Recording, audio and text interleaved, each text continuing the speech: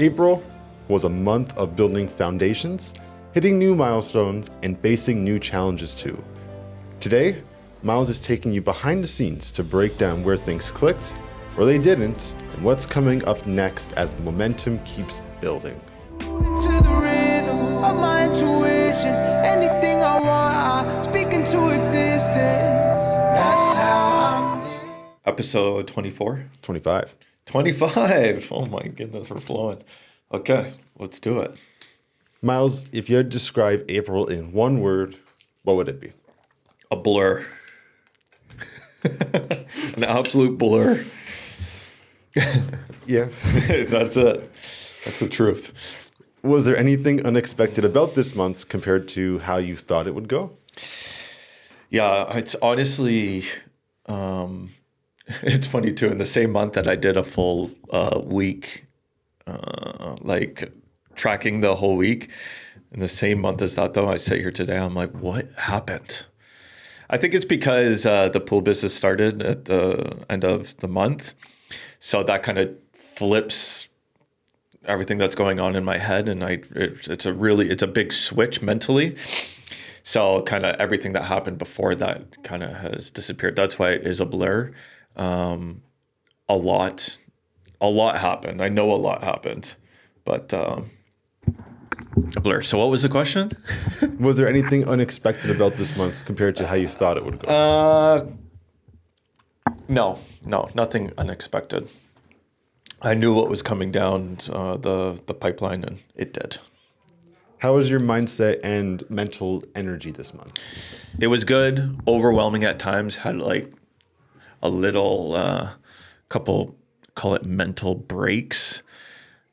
We'll probably do like a dedicated thing on this, and I don't know if it's like on a pure anxiety thing or just a straight like panic attack type thing. It's like this overwhelming feeling that appears, that it's something I've been dealing with and working on for probably a year and a half, maybe 2 years, which before that, completely brand new experience, never experienced it before. So, but I've been consistently training myself on how to deal with it when it comes up.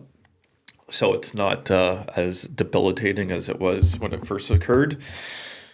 So a few of those, but the best part when you think of like the month holistically, it's not even like a few bad days. It's like a few bad moments, right? Maybe half an hour, 45 minutes, once or twice throughout the whole month. So overall, it was solid with a couple overwhelming periods, but when you're taking on a shit ton, these types of things can happen. Anything you learned or changed about your personal routines? Yeah, really towards the end of the month,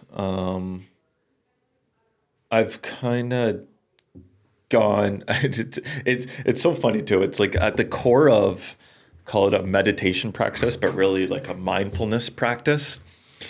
If we think of the beginning of this year and most of the year, it was more breathwork focused and like focusing on that. But true mindfulness practice, like sitting in stillness and just having awareness of everything that's occurring, sensations in your body, thoughts appearing, sight, sound, smells, things like this, and really training your brain to sit in the awareness of it. I've kind of started to go back to that type of practice because probably off the back of these kind of anxiety, panic types things, when it's like sensation, thoughts, like going too quickly, leading to panic, where really I need to continue to train myself more to be able to sit in the pocket of experience, whether that's good or bad or whatever's going on. This is the stream of consciousness, and that's what life is. So probably the past week or so, I've kind of gone back to this practice really through the Waking Up app, which is Sam Harris's mindfulness app.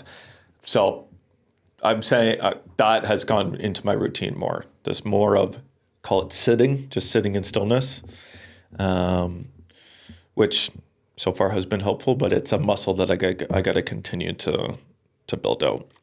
How are you balancing the builder and wanderer energy right now? Yeah, this is something new that I've come across with. It's funny, obviously I'm big on ChatGPT and using it as like a business partner or thought partner and stuff like this. But I think it was Toby, who is the founder and CEO of Shopify on X. I saw him say like, use this prompt for the ChatGPT, which I've asked the ChatGPT like questions about myself because I use it so much, right? It has a lot of context.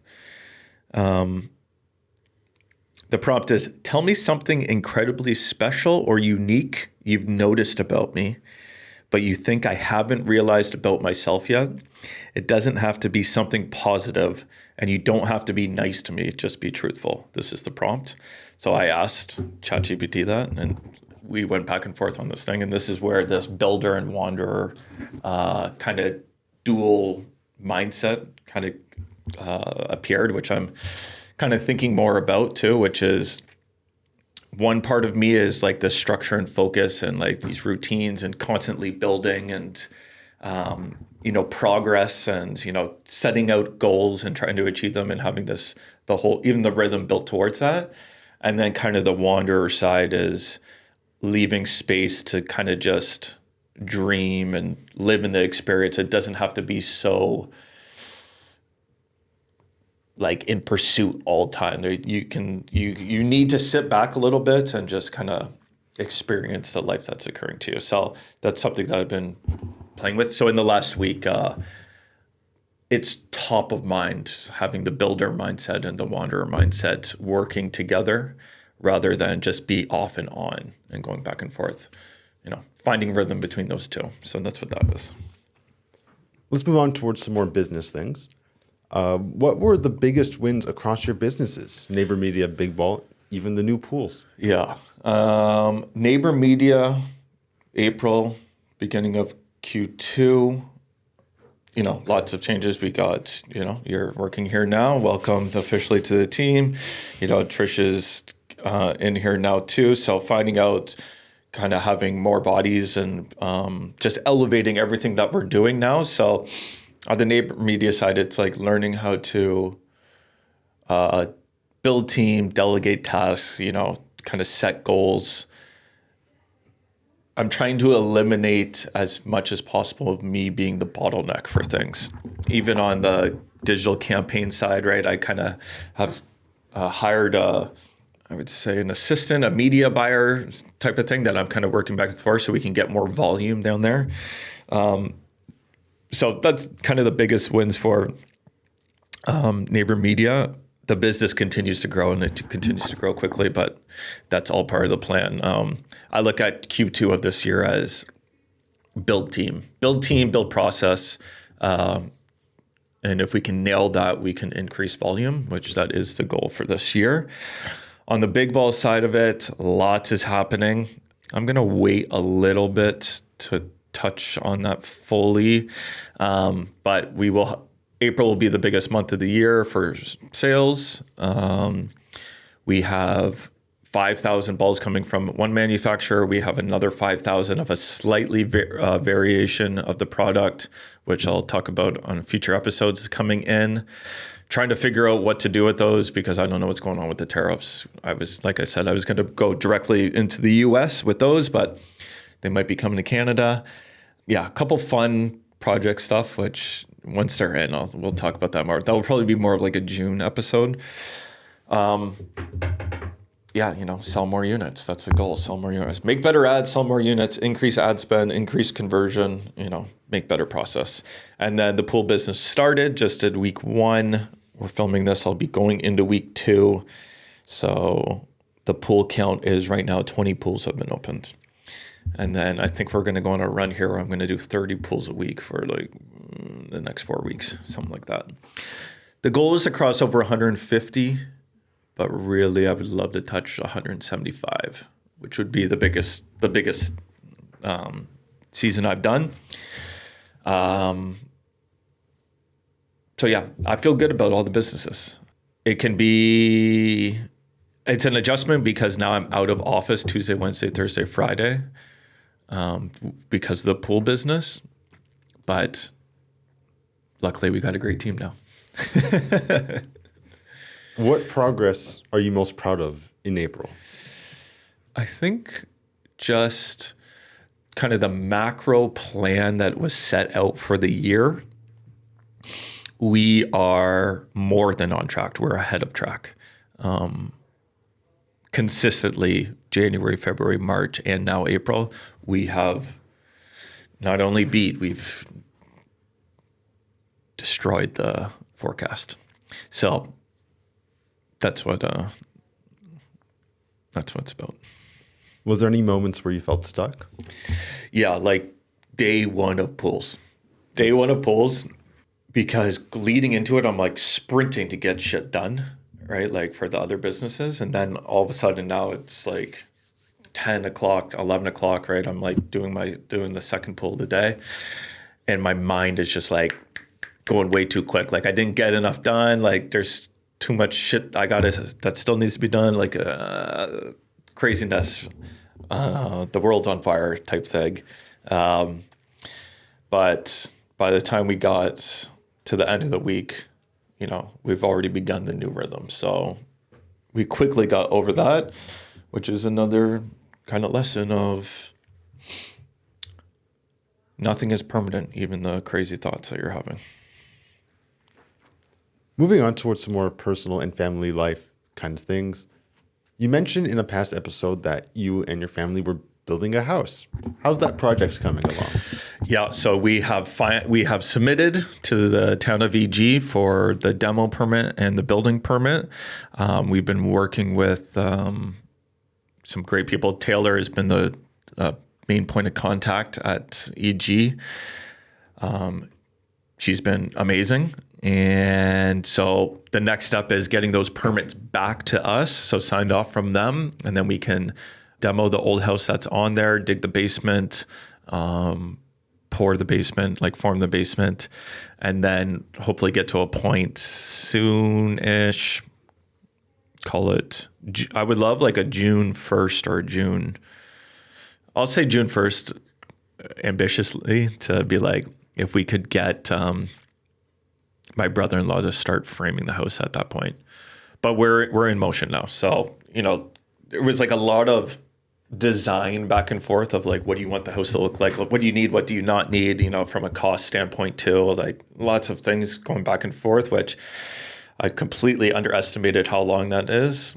But now I have a better idea for sure of even going into this next phase. It's like, because you're relying on other people, right? It's like 2 weeks can slip like so easily.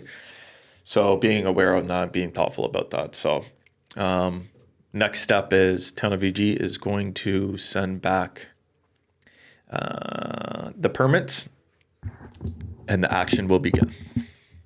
Any highlights from family life from Grayson, Elisa, or your rhythms at home? Every day is a highlight with Grayson and Elisa. I love you, Elisa. Watching Elisa be a mom is an amazing thing to witness. She's on top of her game for sure. She's definitely found her rhythm in this, and obviously it's a big adjustment for her. And like, you are a source of life for the little one, so. But she's doing an amazing job, and it's springtime too. Like, it's nicer weather, so we can go for walks and kind of get out of the house, which is good. And getting more and more confidence. Bring the baby out. We brought him to the keg for Lisa's birthday, which I think if I went back and said, what do I want to do for April? I said, I want to go on a date night with Elisa, and then we're going to go out for dinner for her birthday. Check. Did both those. We actually went to the keg for the date too. But we brought Grayson to the restaurant. He was great. He went in there. It's like, holy shit. Like, there's so many sights and sounds and like people. So little stimulation for the beginning, and then got him to sleep. And then he just slept like on the bench while we had dinner. Perfect timing for him. But other than that, like he's just becoming so much more aware of the world. It's so fun to watch like a human grow and develop. It does make me think about like when you look, you're like, I was that small, you know? So yeah, every day's a highlight with him. He's learning so much, laughing at the dogs now, which is hilarious. Watching the Leafs playoff hockey, which is awesome. And the pool is open at the house, so it won't be too long before we get baby Grayson in the pool. Was there a moment this month where you felt like you really found your rhythm? Yeah, right at the end here.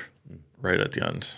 I think it's maybe a mixture of kind of this more sitting in stillness, mindfulness type thing, and just thinking more about that.